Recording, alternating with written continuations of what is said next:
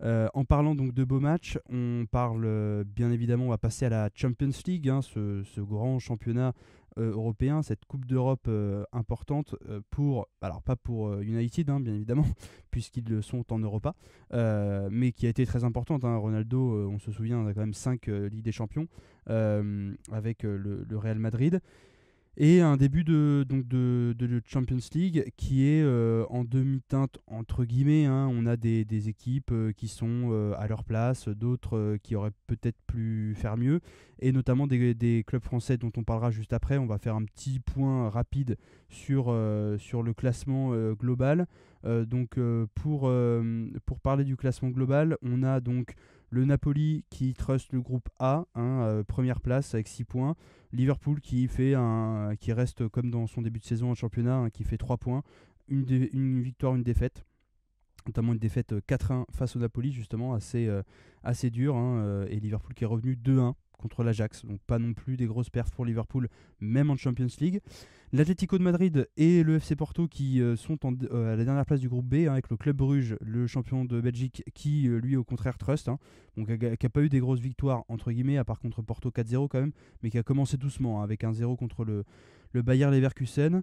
Le Bayern Munich qui trust sa première place donc du groupe C, grâce notamment à la victoire donc contre le FC Barcelone, l'ancien club donc de Lewandowski, qui a triomphé de Lewandowski avec notamment donc 2 buts, 2-0, un de Lucas Hernandez, un de Leroy Sané, qui donc scelle la deuxième place du FC Barcelone. C'est pour ça qu'on disait, voilà, certains clubs qui sont pas forcément là où on les espérerait compte tenu de leur place en championnat, mais voilà, le Bayern qui est un peu en demi-teinte entre guillemets au début pour ce début de championnat, mais qui trust le début de Champions League.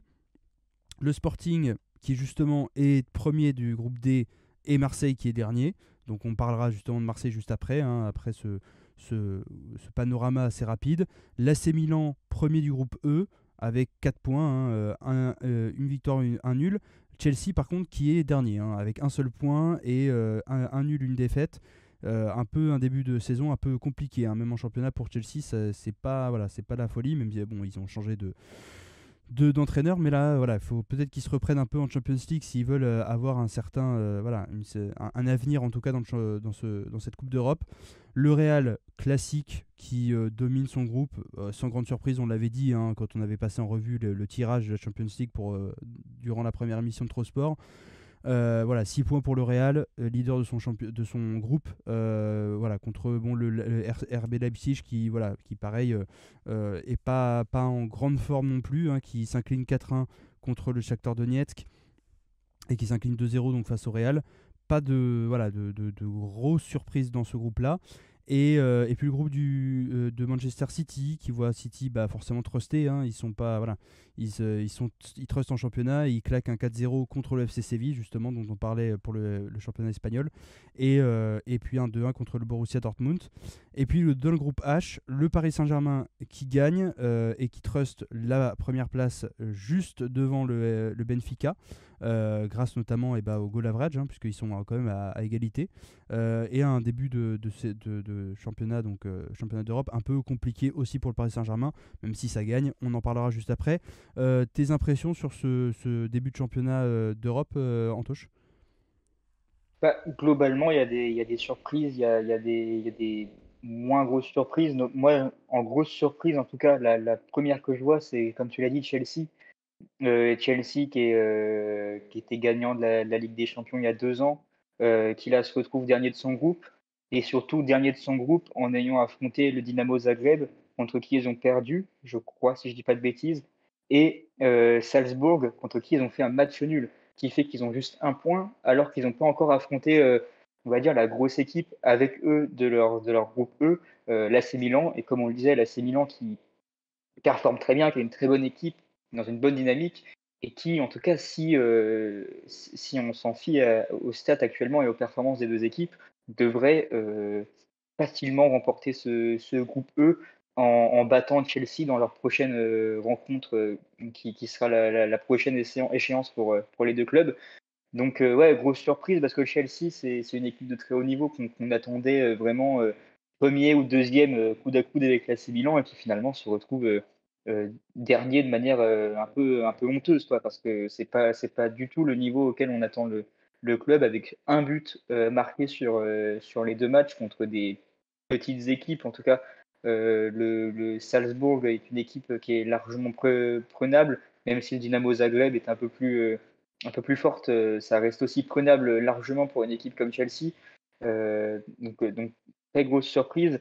Après, il y a moins de surprises quand on voit Naples qui truste largement le championnat italien et qui du coup fait de très bonnes performances dans son groupe malgré la présence de Liverpool qui a, comme on l'a dit, à l'image un peu de son championnat anglais, a du mal à trouver ses marques et du coup ça s'est incliné 4-1. Donc grosse défaite contre le Napoli, mais logique si on s'en suit aux états de forme des équipes. Donc le Napoli qui devrait logiquement terminer premier de son groupe. Et attention à Liverpool parce qu'il y a l'Ajax qui est au coude à coude avec eux et qui pourrait, sur un malentendu, leur prendre la place, malgré le fait que Liverpool ait réussi à s'en défaire 2-1 lors de leur première confrontation match aller à Liverpool, justement. Donc à voir au match retour, mais ça peut être un match très très intéressant à voir justement au match retour pour décider qui sera deuxième et troisième de ce groupe A. Donc très belle opposition en perspective. Et aussi, grosse déception pour l'Atlético Madrid qui, dans un groupe aussi prenable, se retrouve troisième, malgré que Porto a l'air d'être lâché et de ne pas pouvoir revenir, même si on ne sait jamais, avec 0 point, un but marqué en 2 matchs. On a du mal à les voir revenir, mais l'Atlético qui pourrait garder cette troisième place et finir en Europa, alors que contre des équipes comme le Club Brugge ou le Bayer Leverkusen, c'est largement prenable et ça peut finir premier du groupe. En tout cas, moi je pensais qu'il serait premier du groupe sans forcer, finalement, pas du tout. Et après, effectivement, pour finir avec les clubs français, Marseille, que dire sur Marseille comme dirait Ouais. René de la minute René, C'est c'est honteux. honteux. Bah, de toute façon, on va Effectivement, en parce parler que. juste après de Marseille. On a notre petite slide, notre petite image Ah, du match et ben, là. je vais parler du PSG alors. Bah Je vais ouais, parler ouais, du bah PSG et on justement, parlera de Marseille juste après. l'image est en ligne, donc vas-y. C'est une image Et du bah, coup le du PSG, PSG Juventus, voilà, pour la petite et histoire. voilà. Et bah, très bien, le PSG qui est premier du groupe, pour moi, logiquement, mais sans forcer, puisque contre la Juventus, ils ont gagné sur un petit 2-1, alors que on parlait des états de forme des équipes juste avant dans leur championnat. Le PSG, ils sont sur un bon état d'esprit, sur une bonne lancée en Ligue 1. La Juventus, au contraire, font un très mauvais début de championnat. Ça s'est ressenti en Champions League, mais comme à son habitude, le PSG, malgré de grosses performances en Ligue 1, est toujours très timide en Ligue des Champions et j'ai l'impression que malgré qu'on pensait qu'ils allaient qu'ils allaient être meilleurs que les autres années, on dit un peu ça à chaque fois, et ben encore une fois, c'est pas resplendissant pour le PSG. Ils s'en sortent sans forcer, mais c'est pas resplendissant. Je pense qu'ils vont se qualifier facilement pour la phase finale, et c'est là que ça sera intéressant de les suivre parce que c'est là qu'il va falloir vraiment performer. Mais pour l'instant, rien de fou parce que ils ont gagné logiquement, mais de peu face à la Juventus. Après, ils ont gagné très logiquement contre Haïfa, mais encore une fois, même s'ils ont gagné, je crois que c'était 3-0, non 3-1, bah 3-1, voilà, ouais. ils me fait un but, Avec c'était. le Maccabi qui marque d'abord et après eux, ils égalisent. Donc Ouais, c'est compliqué. ça. Donc encore une fois, ils gagnent logiquement, mais c'est pas resplendissant, c'est pas la grosse performance qu'on attendait contre une équipe comme ça. Normalement, le PSG, ça devrait être du 5-0, ça devrait être ce qu'ils faisaient en début de championnat, en début de Ligue 1 quand ils mettaient des 6-0, des 7-1, enfin des gros scores. Là, ils ne les a pas eu. Et à côté du PSG, on a Benfica qui lui aussi fait une très belle entrée de Ligue des Champions et qui peut poser des problèmes au PSG. Ça va être la prochaine rencontre et je pense qu'elle va être très intéressante à suivre parce que le PSG Benfica, il peut faire mal au Paris Saint-Germain si ils restent sur la dynamique actuelle en Ligue des Champions. Et ils peuvent peut-être, on ne leur souhaite pas, mais perdre leur première place au profit du Benfica. Oui, exactement. Le Paris Saint-Germain qui commence difficilement. Donc pour le Paris Juventus, donc vous avez une image justement de cette belle connexion entre Neymar et Mbappé. On se souvient, pour ceux qui l'ont vu, en tout cas qui ont vu les buts, une très belle louche de Neymar, donc qui fait qui fait un centre qui passe juste au-dessus de la défense, qui sert Mbappé. Et Mbappé qui fait cette reprise enfin, sans contrôle, hein, juste en une touche de balle, et qui la met directement au fond à la 5e minute, si mes souvenirs sont bons, ça marque très très vite. Mbappé qui refait à peu près la même avec un centre fort d'Hakimi, pareil en une touche de balle qui reprend un peu en demi-volée, quoi, juste au-dessus, et enfin avec la balle qui flotte un peu, et hop, il la met encore au fond. 22e. Et là on se dit, voilà, le FC Barcelone, j'allais dire, le Paris Saint-Germain, pardon, est très bien lancé, va faire un très gros match. Et puis après, ils s'endorment, comme souvent avec le Paris Saint-Germain, c'est-à-dire ils se font un peu peur. Deuxième période, voilà, ils se font remonter en tout cas 2-1, hein, la Juventus qui marque avec McKennie. Mais c'est vrai que le Paris Saint-Germain, qui sur ces deux matchs de Champions League, gagne, ça c'est sûr. On peut pas retirer au Paris Saint-Germain que pour l'instant, ils sont leaders de leur groupe et qu'ils ont gagné leurs deux matchs. Mais ils n'ont pas gagné avec la manière, ce qui est toujours, entre guillemets, difficile et pas, voilà, et pas simple quand on a un club et une équipe de la puissance, entre guillemets, du Paris Saint-Germain. C'est qu'on se dit, si on peut y aller, allons-y en fait. Et si on peut en mettre 5, mettons-en 5. Et en fait, on a l'impression que parfois, ils s'endorment un peu, notamment par exemple hier, hein, pour revenir sur le match PSG-Nice. C'est vrai que Neymar était reparti dans ces espèces de dribbles, il n'était pas aussi, voilà, aussi fluide qu'il a pu être sur ce début de saison. Donc ouais, on a l'impression, voilà, que le Paris Saint-Germain joue bien sur certains moments. Et c'est vrai que des fois, il se laisse un peu peut-être envahir par la volonté, voilà, les individualités qui reprennent un peu le dessus et voilà, qui deviennent un peu plus forts que l'équipe. Et pareil que pour le Maccabi Haïfa, comme je disais, hein, ils ont commencé le match, voilà, ils ont très mal commencé le match, hein, d'ailleurs. C'était ma première réflexion quand j'ai vu le match. À la 24e minute, ils se prennent ce but donc de Chéri, donc du Maccabi Haïfa, pour que le Maccabi mène 1-0. Et c'est vrai que c'était mérité pour le Maccabi. Hein, c'était pas du tout. Il y a des fois des petits clubs qui marquent, on se dit, ah là là, c'est incroyable, ils ont réussi à marquer. Là, non, clairement, ils ont construit ce qu'il fallait construire pour marquer. Messi qui marque pour remettre le PSG entre guillemets à flot. Et puis un début de deuxième période qui est un peu poussif aussi. Kylian Mbappé qui marque à la 69e.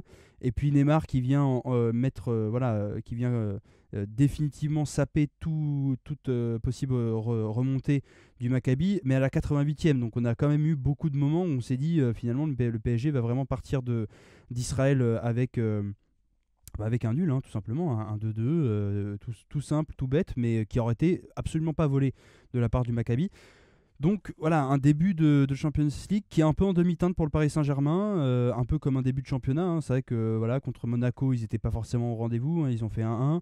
Hier contre Nice, voilà, c'était un peu en demi-teinte. Heureusement qu'il y a eu voilà, cette percée de Mbappé. Sinon, c'est vrai que au début de la deuxième période, c'était un peu en demi-teinte. Hein. C'était voilà, Nice a absolument pas volé son but et était à deux doigts d'arracher le nul, si ce n'est même de gagner potentiellement. Donc voilà, on a un début de saison du Paris Saint-Germain, bon, qui doit encore se trouver avec Galtier qui est là depuis finalement assez récemment, hein, depuis août, hein, avec le début des matchs, et puis des nouveaux joueurs, hein, comme Soler, comme Ruiz, qui doivent aussi trouver leur place au milieu de terrain. Mais voilà, on a peut-être envie de voir plus, en tout cas plus de maîtrise de la part du Paris Saint-Germain sur tous les compartiments du jeu, ce qui n'est pas forcément le cas sur toutes les phases du match. C'est pas forcément qu'il n'y a pas de maîtrise tout le temps, mais il n'y a pas de maîtrise sur toutes les phases du match, ce qui est un peu dommage, je trouve, pour un leader du championnat comme le Paris Saint-Germain. La Ouais, maîtrise, c'est elle est un clair. peu moins au rendez-vous pour l'OM, n'est-ce pas Antoche? Tu as commencé à en parler, je t'ai coupé pour parler du Paris Saint-Germain. Je te laisse enchaîner sur l'OM. Ouais, bah, alors l'OM, là où le PSG, on a l'habitude de les voir un peu timides en phase de groupe et on a l'impression que l'histoire se réitère cette année encore. Pour le coup, l'OM, ça fait quand même quelques années où ils sont très peu de fois en Champions League et quand ils arrivent à y se faire qualifier, c'est nul, c'est même très nul. Là, encore une fois, c'est de très mauvais résultats de l'OM. L'histoire se répète et l'OM qui est toujours dans son interminable série de matchs de Champions League sans victoire. et qui là, sur ces 2 matchs de Champions League, a même marqué 0 but. Donc c'est déjà étonnant parce qu'on pensait que cette année, il y avait un coup à jouer pour l'OM, étant donné qu'ils font un bon, même très bon, je trouve, début de Ligue 1, qu'ils ont un effectif qui a l'air de très bien fonctionner avec notamment un bon mercato, Klose qui a fait beaucoup de bien à l'équipe, etc. Et on pensait que cette année, il pouvait se passer quelque chose pour l'OM, il pouvait espérer une, euh, une qualification ou au moins une relégation en Europa League. Et pour l'instant, on n'a rien, on a juste le retour à la maison pour l'OM si ça bouge pas. Ils ont perdu 1-0 contre Francfort et 2-0 contre Tottenham. On pensait que le groupe était prenable, même si le groupe n'est pas évident, c'était pas forcément le meilleur tirage pour l'OM. On pensait qu'ils allaient pouvoir faire quelque chose, notamment contre Francfort ou le Sporting. A priori, ça va être très compliqué, sachant que le Sporting est invaincu avec 5 buts marqués pour eux, 0 but encaissé. Ils ont 6 points, premier du groupe. Ils affrontent justement prochainement l'OM. Ça semble compliqué du coup pour l'OM de venir battre le Sporting qui est sur une très bonne dynamique s'ils n'ont pas réussi à battre Tottenham et Francfort, qui étaient sur une moins bonne dynamique et étaient plus prenables. Donc c'est pour ça que là, les perspectives d'avenir pour l'OM semblent compliquées. Après, on peut toujours espérer, de par leur bonne performance en Ligue 1, le fait que les automatismes commencent à se créer au sein du jeu de l'équipe, les voir faire de très bons matchs par la suite et de faire de très bons matchs retour et venir chercher une troisième, voire deuxième place. Mais pour l'instant, ça semble très compliqué et c'est vrai que ça fait un début de Champions League pour l'OM qui est, qui est honteux parce que malheureusement, ils n'arrivent pas à redorer leur image dans cette compétition et ils restent sur leur série. Je sais pas, je crois que c'est 14 ou 15 matchs sans gagner en Champions League. Donc c'est très malheureux pour une équipe comme Marseille. Donc peut-être qu'ils vont faire quelque chose. En tout cas, on continuera de les suivre sur Trosport comme on suit la Champions League et comme évidemment on suit les clubs français dans cette compétition. On espère qu'ils vont réussir à faire quelque chose, mais pour moi, dans cette dynamique-là, dans la dynamique du groupe de Champions League, je parle, ça me semble très compliqué pour eux de réussir à là se sortir de cette situation et venir même grappiller une troisième place. Il faudrait vraiment qu'il y ait une grosse mobilisation dans le groupe, dans l'effectif de l'OM. Oui, et c'est surtout aussi qu'ils ont été, je trouve, hein, globalement, après, c'est vrai que quand on regarde les matchs, on a toujours une image un peu, on n'est pas avec les joueurs, on ne sait pas ce qui se passe aussi à l'entraînement et l'organisation. Ils ont été aussi globalement malchanceux sur leur match, puisqu'on, justement, donc il y a une image de Klose qui est à la lutte avec Ivan Perisic de Tottenham. C'est que contre Tottenham, ils prennent quand même un rouge au début de la deuxième période. Une première période qui était globalement bien maîtrisée, la deuxième aussi d'ailleurs, mais voilà, réduit à 10. Et on a Richarlison qui les crucifie, entre guillemets, à la 76e puis à la 81e, qui, entre guillemets, empêche même tout espoir d'un petit 0-0 ou même d'un 1-1 qu'ils auraient pu aller chercher. C'est vrai qu'à réduit à 10, c'était un peu plus compliqué, même s'ils ont bien maîtrisé. Et contre Francfort, c'était un peu le même scénario sans le rouge. C'était une belle maîtrise globale, mais finalement aucune occasion nette, aucun vrai but, sauf celui de Francfort qui permet justement à Francfort de gagner. Donc un match qui globalement était peu impressionnant, bien maîtrisé par l'OM, mais sans réelle occasion. Et beaucoup d'ailleurs critiquent, entre guillemets, hein, Igor Tudor, le nouvel entraîneur de l'OM depuis cette saison, qui qui visiblement met en place une équipe qui fonctionne en championnat. Elle fonctionne bien, et elle fonctionnait bien aussi en Champions League. On n'est pas là en train de dire que l'OM est plus nul et l'équipe la plus nulle de toute l'histoire, mais c'est surtout que visiblement il n'arrive pas à bien adapter son système aux exigences de la première ligue, de la Champions League, pardon, et aux exigences qui sont celles donc de l'OM de pouvoir marquer et de pouvoir faire la différence. Alors, certains diront qu'il y a des différents points de vue, hein, sur les coachs. Est-ce qu'il faut avoir ces idées sur comment tu tu mènes une équipe, c'est-à-dire voilà, moi je joue en 4-4-2, je fais ci, je fais ça, je mets tel joueur à tel poste et ça bouge pas. Et si jamais j'ai un joueur qui est blessé, qui doit sortir, je mets poste pour poste, etc. Je change rien. Ou alors j'essaye de faire rentrer quelqu'un dans un poste, même si c'est pas exactement ce qui lui convient, je le mets quand même là parce que c'est mon système. Ou alors est-ce que tu prévois des choses en se disant voilà, si ça marche pas, si un tel machin, je change de système. Visiblement, Igor Tudor est plus sur la première option, c'est-à-dire d'avoir son système, son idée de comment l'équipe doit jouer, et derrière de faire rentrer des joueurs à des postes qui sont pas forcément les leurs, qui du coup voilà, sont peut-être moins percutants, moins performants qu'ils le devraient l'être finalement. Donc un peu un début en demi-teinte comme on l'a dit, un début surtout qui fait mal à l'OM, hein, 4ème place, 0 points et puis moins 3 buts encaissés, 2 défaites qui peut-être une série de défaites comme tu l'as dit, hein, je sais plus non plus exactement la stat, mais c'est bien une bonne quinzaine de matchs je pense sans gagner en Champions. Leur prochain match c'est à 18h45, c'est le 4 octobre contre le Sporting Portugal à domicile. Il va falloir faire chuter le leader du groupe.